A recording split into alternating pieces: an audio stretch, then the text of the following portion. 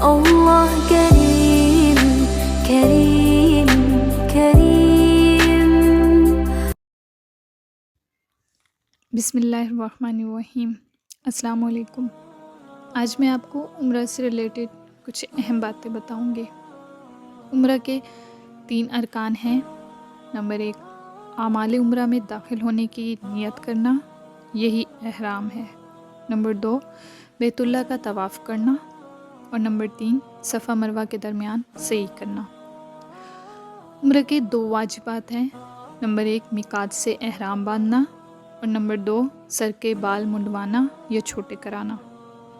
उम्र के मसनून आमाल में शामिल हैं गुस्ल करना, खुशबू लगाना, 2 सफ़ेद चादरों में एहराम बांधना, एहराम के वक्त तलबी पढ़ना और ज़िक्र करना, इज़्तिबा करना यानी सिर्फ़ तवाफ़े कदूम में, फ़र्ज़ नमाज या तहियतुल वज़ू पढ़ने के बाद एहराम बांधना, मर्दों का तवाफ़ के पहले 3 चक्रों में रमल करना, रुकने यमानी का इस्तलाम करना, तकबीर कहते हुए हिजर अस्वद का बोसा लेना या दाएं हाथ से इस्तलाम करना, दौरान तवाफ़ दुआ और ज़िक्र में मशगूल रहना, सफ़ा और मरवा पर दुआएं करना, सफ़ा और मरवा के ऊपर तक चढ़ना, 2 सब्ज़ बत्तियों के दरमियान दौड़ कर चलना, सिर्फ़ मर्दों के लिए।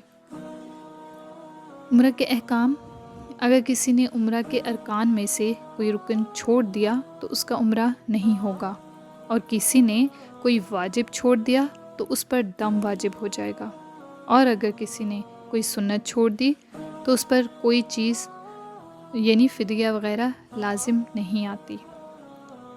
एहराम के ममनुआ काम: बाल काटना, हाथ या पाँव के नाखून काटना, एहराम पहनने के बाद खुशबू इस्तेमाल करना, मर्दों का सर ढांकना किसी ऐसी चीज़ से जो सर से मिली हुई हो, मर्दों के लिए सिला हुआ लिबास पहनना, औरत का दस्ताने और नकाब का इस्तेमाल करना, शहवत के साथ छूना।